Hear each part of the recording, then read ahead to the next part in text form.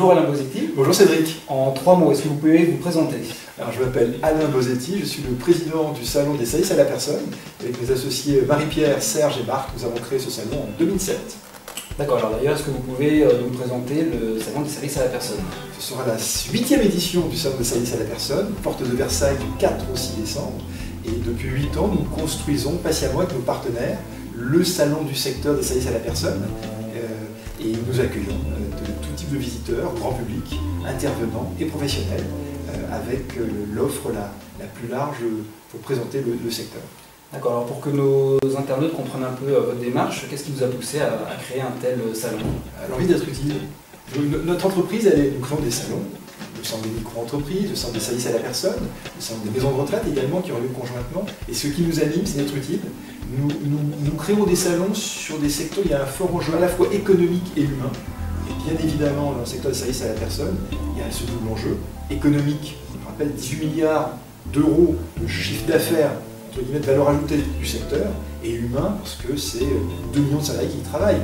Et un de mes plus beaux souvenirs, je me rappellerai vraiment longtemps, c'est dans les premières éditions, où une personne qui était intervenante à domicile, une femme de ménage, est venue me remercier à la fin du salon, car grâce au salon, elle avait trouvé quelques heures de travail en plus par semaine.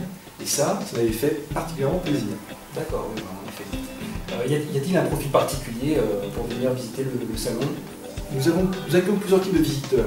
D'abord le grand public, qui vient chercher la perle rare, la nounou, l'auxiliaire de vie, le prof de maths, la femme de ménage, le petit bricoleur. Deuxième population, les intervenants, qui viennent chercher des heures de travail en plus.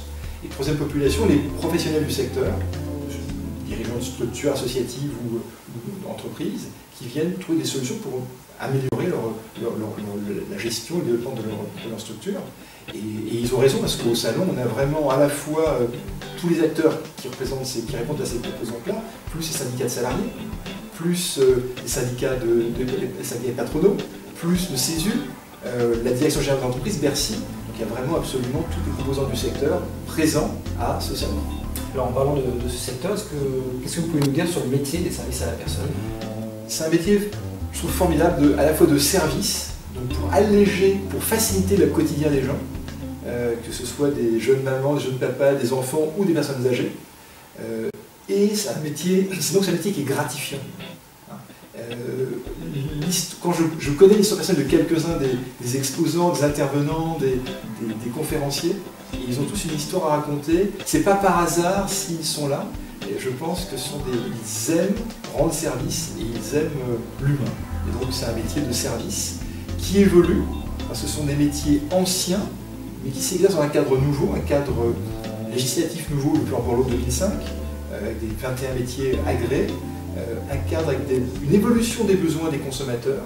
La France vieillit, donc on voit qu'il y a une évolution, les besoins ne sont pas les mêmes qu'il y a 20 ans ou 30 ans, et puis la technologie qui apparaît et qui va enrichir le contenu des métiers. Donc pour ces 3 raisons, ce sont des métiers anciens, mais totalement exercés différemment. D'accord. Quel message aimeriez-vous adresser aux candidats à la franchise? J'ai un message unique à leur dire. Vous voulez entreprendre en franchise, notamment les services à la personne, venez sur place, rencontrez les dirigeants de la vingtaine de franchiseurs qui sont présents. C'est le plus gros rassemblement de franchises du secteur dans un salon. Venez voir l'ensemble du secteur. Comme je le disais tout à l'heure, il y a vraiment toutes les composantes sont là. Donc, un secteur, entreprendre en franchise, c'est une décision impliquante. On va trouver des solutions sur un site comme le vôtre. Mais venir au salon des services à la personne, c'est comprendre sectoriellement tous les enjeux, c'est le sentir cellulairement et surtout de rencontrer les dirigeants des franchiseurs. Donc ils vont y venir quelques heures, assister à une conférence sur la franchise et ils vont se forger leur propre opinion pour dire j'y vais, voici les opportunités, voici les risques éventuels, mais au moins ils sortiront de là en vrais entrepreneurs en se disant je sais pourquoi j'entreprends dans ce secteur et je me sens en affinité avec ce secteur. Donc candidat à la franchise, venez au salon des services à la personne.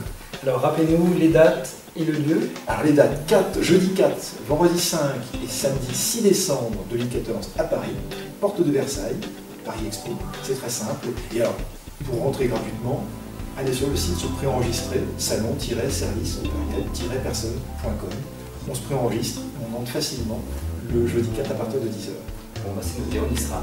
Merci Cédric. Merci beaucoup Alain Bosetti, à très bientôt. À bientôt. Au revoir. Au revoir.